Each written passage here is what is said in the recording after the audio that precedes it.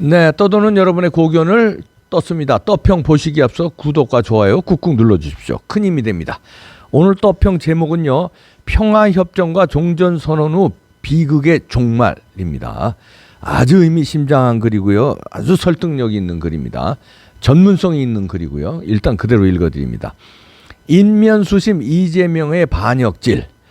이재명은 사드와 미군 철수를 외치고 종전선언을 추진하면서 윤석열 후보에게 종전선언을 반대한다고 친일을 넘어 반역이라고 안동에서 연설을 하였다. 용서할 수 없는 자이다. 누가 반역질을 하는지 국민은 다 알고 있다. 평화협정과 종전선언의 허구성, 휴전하고 있는 정전 상태를 영원히 중단하여 평화를 유지한다는 취지와 목적이다. 그러나 세계 역사로 볼 때 종전선언 후 더 큰 전쟁이 돌발한 경우가 많다. 종전선언 후 국방력과 정신력이 우세한 쪽이 약한 쪽을 찬탈한 경우를 살펴보자. 베트남 1. 우리와 같이 남월남 북월맹으로 갈려 싸우다가 1973년 1월 27일 파리에서 미국과 북베트남 월맹이 종전선언과 평화협정을 맺었다. 2. 종전선언 후 바로 미군이 철수를 하였다. 3. 1975년 4월 30일 북베트남 월맹이 기습 군사 공격을 하여 40일 만에 베트남 전체가 공산화가 되었다. 내부의 적의 도움으로 월남이란 나라는 사라져버렸다. 4. 그 후 미국의 동조 세력 등 수백만이 탈출 및 처형을 당하였다. 중국과 대만 1. 1945년 10월 10일 쌍십절 항일전에 승리한 중화민국 장개석 총독과 공산당 지도자 모택동이 총칭해서 종전선언과 평화협정을 맺었다. 2. 공산당 지도자 모택동은 8월 24일부터 40여일간 진행된 회담 기간에도 동북지역의 병력 11만 명, 당간부 2만 명을 보내 무력 통일을 준비하면서 회담에 임하였다. 3. 장개석은 공산주의자들은 종전선언과 평화협정은 언제나 전쟁을 위한 사기극인 것을 모르고 속았던 것이다. 4. 소련의 지원과 공산당의 잔인함에 무릎을 꿇고 대만으로 피신하게 되었다. 군인 175만 명 포함 600에서 700만 명이 희생되었다. 폴란드와 소련, 구러시아, 독일의 종전선언.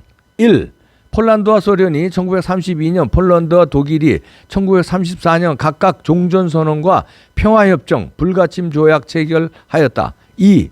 1939년 9월 1일 독일이 침공, 뒤질세라 9월 17일 소련의 침공으로 폴란드는 나라가 분할되었다. 독일과 소련. 1. 독일과 소련이 1938년 불가침 조약을 체결하였다.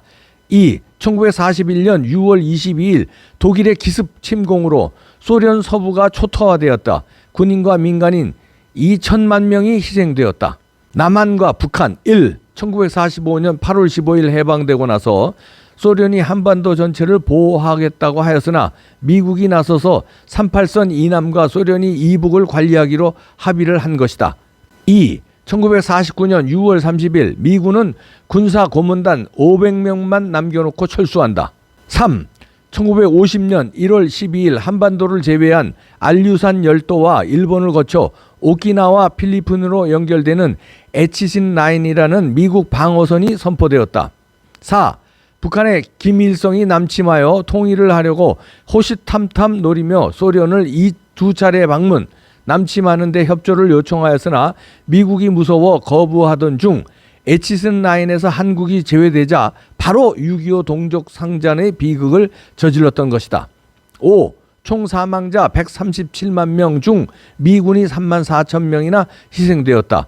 중국은 26만 대군으로 침략을 하였지만 미국은 우리 자유 대한민국 지켜주기 위하여 많은 희생을 하면서 혈맹으로 맺어진 동맹국이다.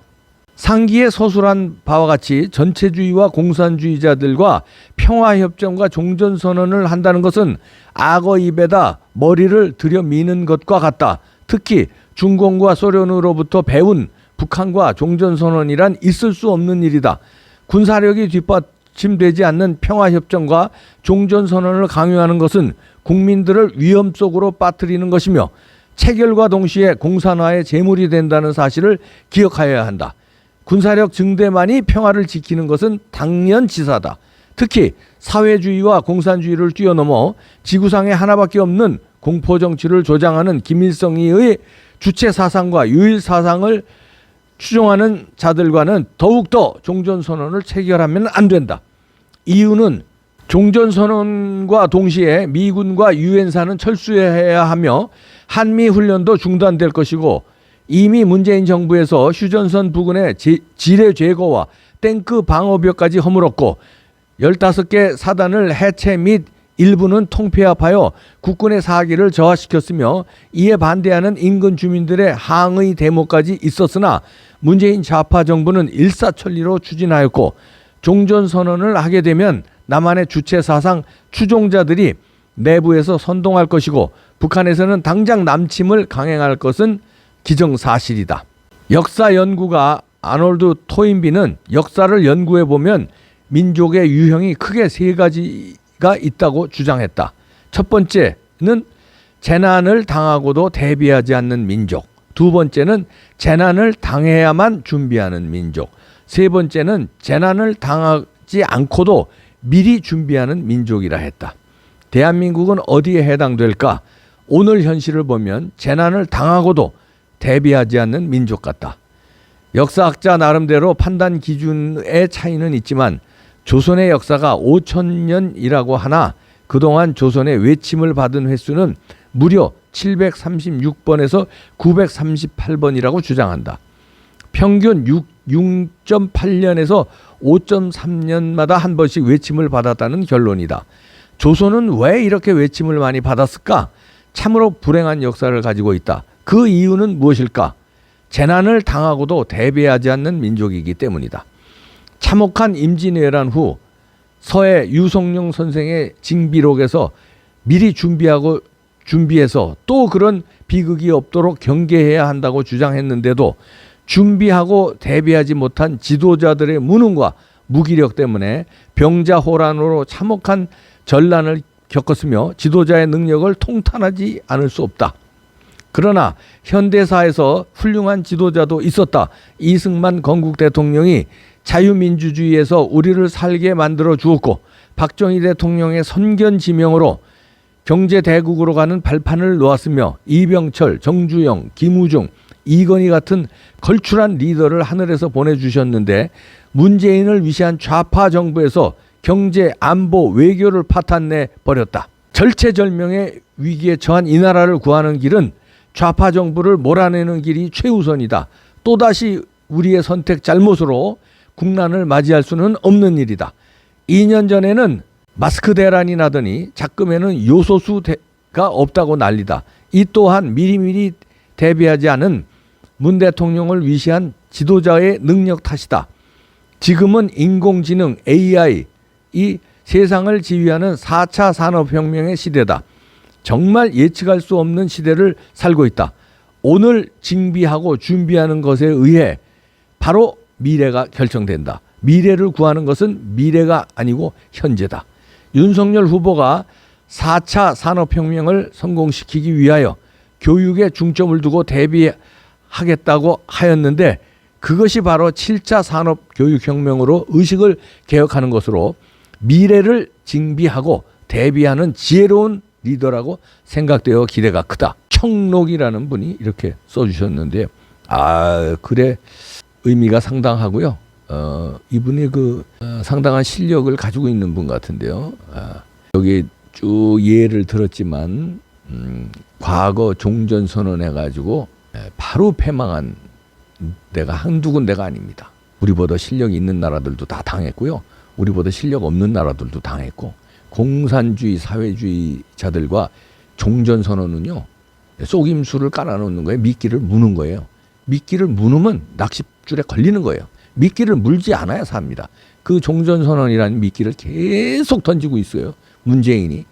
김정은이가 던지는 것만 해도 우리가 피해야 되는데, 우리나라의 국가 원수가 계속 미끼를 던지고 있습니다. 국민들을 향해서. 국민들은요, 그거 무는 순간 그냥 가는 거예요. 근데 지금 미국이 슬쩍슬쩍 흔들린다는 워싱턴 정가의 분위기입니다. 20몇 명은 종전선언에 하원 의원이 사인을 했고요. 35명은 이거를 안 된다는, 방어해야 된다는, 다시 말해서 종전선언은 위험하다는 것에 서로 서명운동을 벌이고 맞짱을 뜨고 있습니다.